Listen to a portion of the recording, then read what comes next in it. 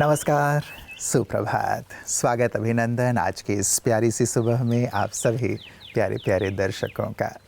और मित्रों, आज की इस प्यारी सी सुबह में त्रिनेत्री, त्रिकालदर्शी, त्रिलोकीनाथ परमात्मा की ओर से तीन सुंदर बातों के पुष्प आपके लिए मैं लेकर के आया हूँ, जो सचमुच जीवन को श्रृंगारने वाले हैं, कुछ शिक्षा के रूप में हैं, कुछ सावधानी के रूप में हैं, और जिन पर ध्यान देकर सचमुच हम अपने जीवन को बहुत ही श्रेष्ठ बना सकते हैं।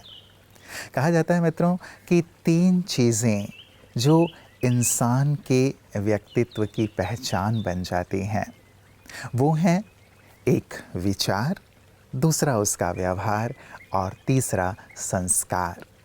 यही व्यक्ति की पहचान बनती है मित्रों, कि उसके विचार कैसे हैं, उसका व्यवहार कैसा है, उसके संस्कार कैसे हैं। जब भी आप किसी व्यक्ति को याद करते हैं, इन्हीं रूपों में याद करते हैं। इस रूप में नहीं याद करते कितना धनी, कितनी जागीर है उसके पास, नहीं, लेकिन विचार, व्यवहार और संस्कार। तो इन तीनों बातों को श्रेष्ठ बनाने के सुंदर संकल्प के साथ आइए चलते हैं आज के सुवाक्य की ओर।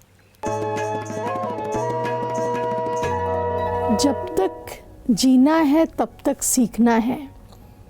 अनुभव ही जीवन का सर्वश्रेष्ठ शिक्षक है। जीवन के अंदर बहुत से ऐसे महापुरुष हमें देखने को मिलते हैं।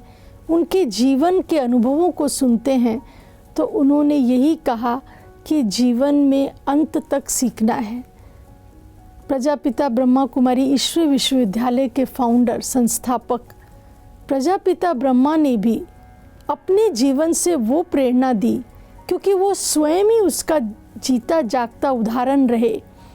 वो प्रतिदिन न केवल ईश्वरीय महावाक्य सुनाते थे, लेकिन उसे पढ़ते थे और मनन और चिंतन और गहराई में जाते थे, और वो उनके जीवन में वो सीख बन गई कि उनका जीवन ही दूसरों के लिए अनुभव और प्रेरणा बन गया।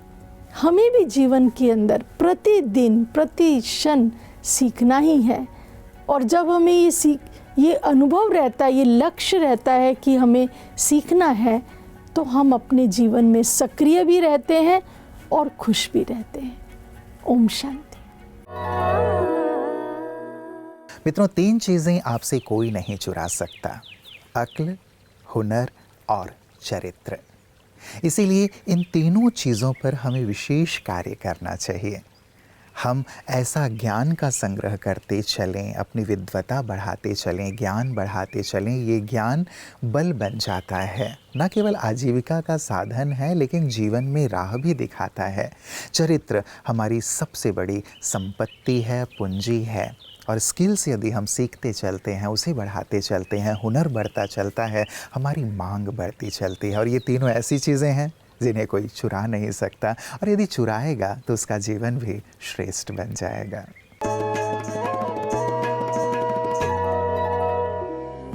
आइए जानते हैं सेहत से जुड़ी एक ऐसी छोटी सी आदत के बारे में जिसका असर हमारी पूरी सेहत पर पड़ता है। आज बात करेंगे पानी पीने के सही तरीके की।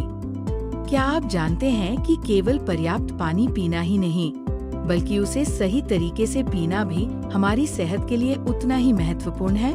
अक्सर हम तेजी से एक ही बार में बहुत सारा पानी पी लेते हैं। इसके बजाय पानी को धीरे धीरे छोटे छोटे घूंट में पीना अधिक आरामदायक और लाभदायक माना जाता है।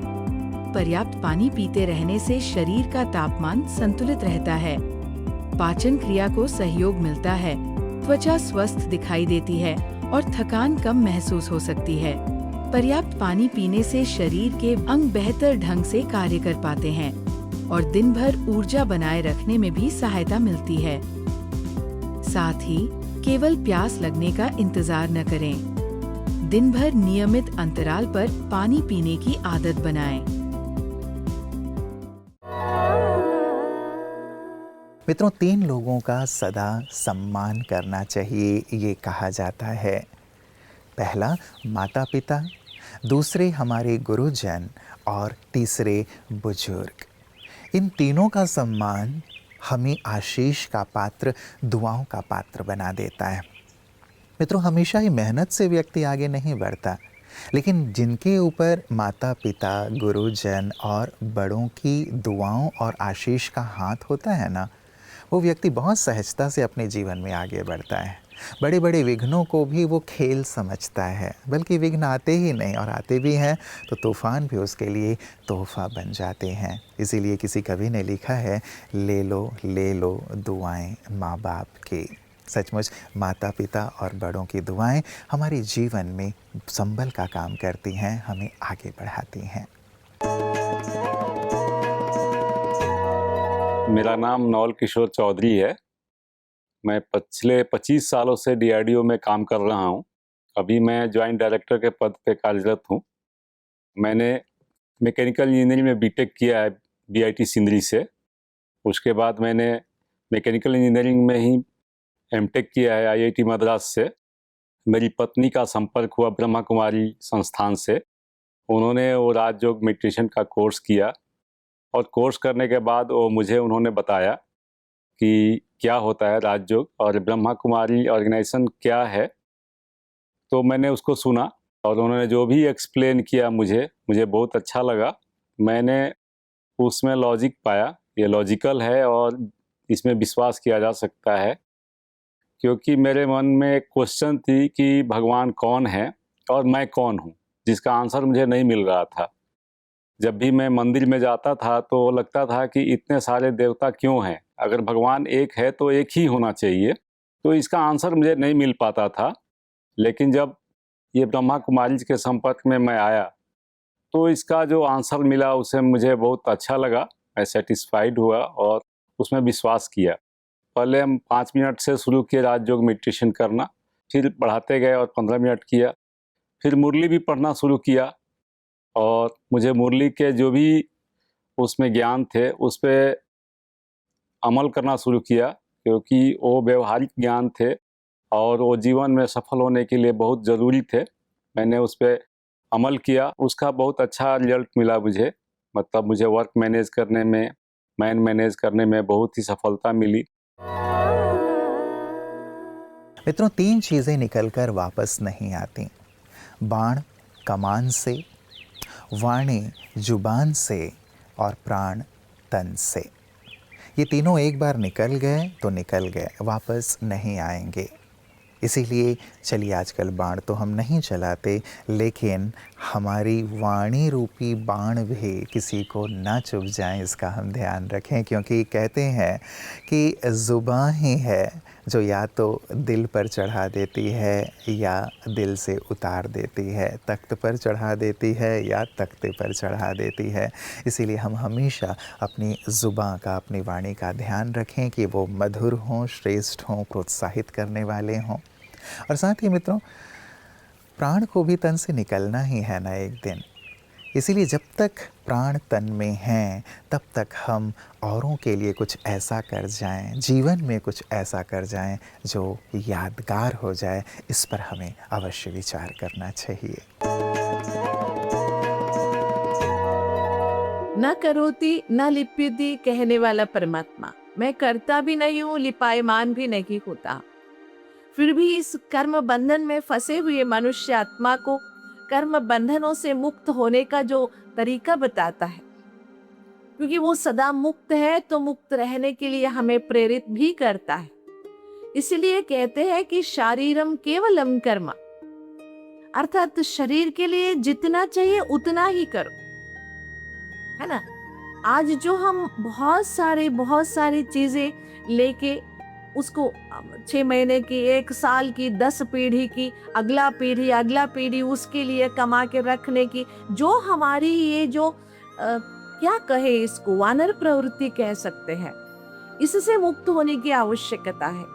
हर कोई अपना प्रारब्ध लेके आता है तो वो जीता जरूर है। हमारे कमाई पर तो हर कोई निर्भर नहीं होता, लेकिन हम सोचते हैं हम अगली पीढ़ी के लिए भी कमाए रखें। ऐसा नहीं कि हम भविष्य को सुरक्षित ना करें, लेकिन भविष्य को सुरक्षित करने की आड़ में हम लोभ के वशीभूत होकर कर्म ना करें। इसीलिए परमात्मा कहते हैं वस्त्र हो, खाना हो, रहन सहन हो, जितना चाहिए उतना ही हम करें। शारीरम केवलम कर्म, जो शरीर जीने के लिए जितना चाहिए ना, उतना ही हम कर्म करें, बहुत ज्यादा ना सोचें, क्योंकि बहुत ज्यादा सोचने से ही हमारे विकर्म हो जाते हैं, हम पाप कर्म के वशीभूत हो जाते हैं। मित्रों, 3 चीज़ें सफलता की कुंजी हैं: मेहनत, धैर्य और आत्मविश्वास। इनके सहारे हम सफलता के शिखर पर आरूढ़ हो सकते हैं। और आज जिन 3 बातों की हमने चर्चा की है मित्रों, यदि हम त्रिनेत्री, त्रिकालदर्शी, त्रिलोकीनाथ अपने परम पिता से जुड़ जाते हैं तो ये सुंदर बातें हमारे जीवन में उतरती चली जाती हैं, एक बल बन जाते हैं हमारे जीवन के लिए, हमारे जीवन के अंग बन जाते हैं। और जब ये सुंदर बातें हमारे जीवन में आ जाती हैं तो सचमुच जीवन खुशबूदार फूलों का बगीचा बन जाता है, जहाँ आकर हर एक आनंद प्राप्त करता है, खुशी प्राप्त करता है। तो आपका जीवन भी ऐसा ही खुशबूदार फूलों का बगीचा बन जाए, इन्हीं मंगल कामनाओं के साथ। नमस्कार। ओम शांति।